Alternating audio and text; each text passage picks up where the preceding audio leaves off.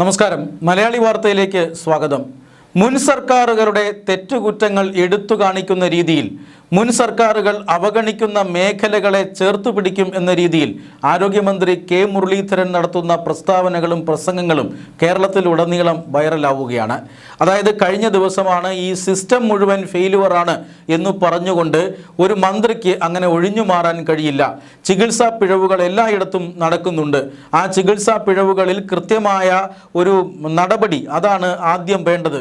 അല്ലാതെ സിസ്റ്റം നല്ലതല്ല എന്ന് പറഞ്ഞ് ഒഴിവാക്കുകയല്ല വേണ്ടത്. അങ്ങനെയാണെങ്കിൽ ഇവിടെ ഒരു മന്ത്രിയുടെ ആവശ്യമില്ല, ഉദ്യോഗസ്ഥർ മാത്രം മതി എന്നൊക്കെ അദ്ദേഹം ഒരു വേദിയിൽ പ്രസംഗിക്കുന്ന വീഡിയോ ദൃശ്യങ്ങൾ വളരെയധികം വൈറലായിരുന്നു. ആ വാക്യങ്ങൾ ഇന്ന് ഒരിക്കൽ കൂടി കേരള നിയമസഭയിൽ ആവർത്തിച്ചിരിക്കുകയാണ് കെ മുരളീധരൻ, ആരോഗ്യമന്ത്രിയായ കെ മുരളീധരൻ. അദ്ദേഹം ആരോഗ്യ മേഖലയിൽ ഉയർന്നു വരുന്ന പരാതികളെക്കുറിച്ചാണ് ഇന്ന് പ്രധാനമായും നിയമസഭയിൽ സംസാരിച്ചത്. അതായത് ഈ ചികിത്സാ പിഴവുകൾ അത് പലയിടങ്ങളിൽ നിന്നും റിപ്പോർട്ട് ചെയ്യുന്നുണ്ട്. ആ ചികിത്സാ പിഴവുകൾ അങ്ങനെ റിപ്പോർട്ട് ചെയ്യപ്പെട്ടാൽ അത് ആര് ഭരിക്കുന്ന സമയത്തും ഉണ്ടാകും. പക്ഷേ ആ ചികിത്സാ പിഴവുകൾ റിപ്പോർട്ട് ചെയ്യപ്പെട്ടാൽ എങ്ങനെയാണ് സർക്കാർ അത് കൈകാര്യം ചെയ്യുന്നത്? കുറ്റക്കാർക്കെതിരെ നടപടി സ്വീകരിക്കുമോ? യഥാർത്ഥത്തിൽ ആ കേസ് എന്താണ് എന്ന് അന്വേഷിക്കാനും അറിയാനുമുള്ള ശ്രമം നടത്തുമോ എന്ന കാര്യങ്ങളിലാണ് ഒരു സർക്കാരിൻ്റെയും അല്ലെങ്കിൽ ഒരു വകുപ്പിൻ്റെയും ഒരു മന്ത്രിയുടെയും ഒക്കെ വിജയ പരാജയങ്ങൾ ഇരിക്കുന്നത്. കഴിഞ്ഞ സർക്കാരിൻ്റെ കാലത്ത് ഇത്തരം കയ്യബദ്ധങ്ങളെ സർക്കാർ കൈയൊഴിഞ്ഞുവെന്ന് മാത്രമല്ല, തെറ്റുകാരായ ഡോക്ടർമാരെ സംരക്ഷിക്കുന്ന രീതിയിലുള്ള റിപ്പോർട്ട് എഴുതി വാങ്ങുകയും അവരെ രക്ഷപ്പെടുത്തുകയും ഒക്കെ ചെയ്തു.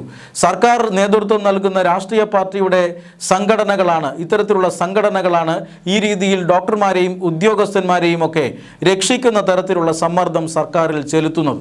അതുകൊണ്ട് തന്നെ ഈ സമ്മർദ്ദത്തിന് വഴങ്ങിയാണ് ഇത്തരം കാര്യങ്ങളിൽ ജനോപകാരപ്രദമായ തീരുമാനങ്ങൾ എടുക്കാൻ കഴിഞ്ഞ സർക്കാരിന് കഴിയാതെ പോയത്. അതായത് ഇരകൾക്കൊപ്പം നിൽക്കാതെ വേട്ടക്കാരോടൊപ്പം നിൽക്കാനായി ആരോഗ്യമന്ത്രിക്ക് ചെയ്യേണ്ടി വന്നത് ഇതുകൊണ്ടാണ്. എന്നാൽ ഈ ഒരു ചരിത്രം അല്ലെങ്കിൽ ഈ ഒരു കീഴ്വഴക്കം കേരളത്തിൽ മാറുകയാണ് എന്ന് പ്രഖ്യാപിക്കുകയാണ് ഇന്ന് കെ മുരളീധരൻ നിയമസഭയിൽ ചെയ്തത്. അതായത് അദ്ദേഹം പറഞ്ഞത് ഈ ആരുടെ കാലത്ത് വേണമെങ്കിലും ചികിത്സാ പിഴവുകൾ വരാം, പക്ഷേ അതിന് കൃത്യമായ നടപടി സ്വീകരിക്കുക, അത്തരത്തിലുള്ള സമാനമായ പിഴവുകൾ ഇനി ഉണ്ടാകാതിരിക്കാനുള്ള നടപടികൾ സ്വീകരിക്കുക, ഇതിനാണ് ഒരു മന്ത്രിയുള്ളത്. അതുകൊണ്ട് തന്നെ വിവിധ ഘട്ടങ്ങളിൽ ലഭിച്ച പരാതികളെക്കുറിച്ച് അന്വേഷിച്ച് നടപടി സ്വീകരിക്കുമെന്ന് കെ മുരളീധരൻ കൃത്യമായി ഇന്ന് ലോക്സഭയിൽ പറയുന്നുണ്ട്. അതുകൊണ്ട് തന്നെ ഇത് സിസ്റ്റം ഫെയിലുവർ ആണ് എന്ന് പറഞ്ഞ് മാറിക്കാൻ താനില്ല. ഇത് പൂർണ്ണമായും പരിഹരിക്കാൻ വേണ്ടിയാണ് തൻ്റെ ശ്രമം. അതിനുവേണ്ടി മുഴുവൻ MLA-മാരുടെയും ഒരു സഹകരണം ആവശ്യമാണ് എന്നാണ് കെ മുരളീധരൻ ഇന്ന് നിയമസഭയിൽ പറഞ്ഞത്. മാത്രമല്ല, ഏത് MLA-മാർക്ക് വേണമെങ്കിലും ഇത്തരം പരാതികളുമായി ബന്ധപ്പെട്ട് തന്നെ വിളിക്കാം എന്ന് അദ്ദേഹം ഒരു ഓഫർ നൽകുകയും ചെയ്തു. കഴിഞ്ഞ നിയമസഭാ കാലാവധി സമയത്ത് അല്ലെങ്കിൽ കഴിഞ്ഞ സർക്കാരിൻ്റെ കാലത്ത് ആരോഗ്യമന്ത്രി വീണ വിജയന് നേരെയുണ്ടായിരുന്ന നിരവധി പരാതികളിലൊന്ന് ഇതായിരുന്നു. പാർട്ടി പ്രവർത്തകരും പ്രാദേശിക നേതാക്കളും ഫോൺ വിളിച്ചാൽ പോലും മന്ത്രി എന്ന നിലയിൽ ഫോൺ അറ്റൻഡ് ചെയ്യുന്നില്ല. ഇങ്ങനെ ഒരു വിമർശനം പ്രതിപക്ഷം മാത്രമല്ല, അന്ന് ഭരണപക്ഷം പോലും ഉയർത്തിയിട്ടുണ്ട്. പാർട്ടി ഘടകങ്ങൾ പോലും ഇത്തരത്തിലുള്ള വലിയ വിമർശനങ്ങൾ ഉയർത്തിയിട്ടുണ്ട്. അതുകൊണ്ട് തന്നെ വീണ്ടും ഇത്തരത്തിലുള്ള ചികിത്സാ പിഴവുകൾ, അതുകൊണ്ട് തന്നെ മുൻ ആരോഗ്യമന്ത്രിയുടെ പേരെടുത്തു പറയാതെ തന്നെ ആരോഗ്യമന്ത്രിയുടെയും അതുപോലെ തന്നെ മൊത്തത്തിൽ മന്ത്രിസഭയുടെയും തെറ്റുകുറ്റങ്ങൾ എണ്ണി പറഞ്ഞ് ആ തെറ്റുകുറ്റങ്ങൾ ഇല്ലാതാക്കുമെന്ന് പ്രതിജ്ഞ ചെയ്യുകയാണ് ഇന്ന് കെ മുരളീധരൻ ചെയ്തത്. മാത്രമല്ല, ദേവസ്വം വകുപ്പിനെ കുറിച്ചുള്ള പരാതികളും ഇന്ന് അദ്ദേഹം നിയമസഭയിൽ അതിന് മറുപടി പറഞ്ഞു. കഴിഞ്ഞ ദിവസം BJP MLA-മാർ വളരെ കാതലായ ഒരു ചോദ്യം UDF മന്ത്രിസഭയോട് ചോദിച്ചിരുന്നു. പ്രത്യേകിച്ചും വി മുരളീധരൻ, BJP-യുടെ കഴക്കൂട്ടത്ത് നിന്നുള്ള MP ആയ വി മുരളീധരൻ, അതോടൊപ്പം തന്നെ BB ഗോപകുമാർ, BJP നിയമസഭാ കക്ഷി നേതാവ്, ഇന്ന് സഭയിൽ സംസാരിച്ച BJP-യുടെ സംസ്ഥാന അധ്യക്ഷൻ രാജീവ് ചന്ദ്രശേഖർ, ഇവർ 3 പേരും ശബരിമല സ്വർണ്ണ കൊള്ളയെക്കുറിച്ച് സർക്കാരിൻ്റെ നിലപാട് അത് ഈ നയപ്രഖ്യാപനത്തിൽ ഇല്ല എന്ന ഒരു വളരെ പ്രധാനപ്പെട്ട കാര്യം ഉന്നയിച്ചു. അതിൽ പ്രത്യേകിച്ചും BB ഗോപകുമാർ അത് ജനങ്ങൾക്ക് മനസ്സിലാകുന്ന ഭാഷയിൽ വളരെ വിശദമായി തന്നെ സഭയിൽ പ്രസ്താവിച്ചിരുന്നു. അതായത് ഈ തെരഞ്ഞെടുപ്പ് സമയത്ത് നമ്മളെല്ലാം കേട്ടതാണ്, സ്വർണം കട്ടവൻ ആരപ്പ, അത് സഖാക്കളാണ് അയ്യപ്പ എന്ന ഈരടികൾ ഈ പറയുന്ന കോൺഗ്രസ്സുകാർ മുഴുവൻ കേരളത്തിലെ തിരുവനന്തപുരം മുതൽ കാസർഗോഡ് വരെ പാടിക്കൊണ്ട് നടന്നു.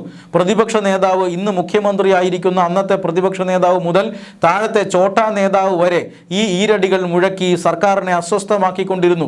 തീർച്ചയായും ഇത്തരത്തിലുള്ള പ്രചരണമാണ് UDF-നെ വലിയ ഭൂരിപക്ഷത്തോടുകൂടി അധികാരത്തിലേക്ക് എത്തുവാൻ പ്രേരിപ്പിച്ചത്.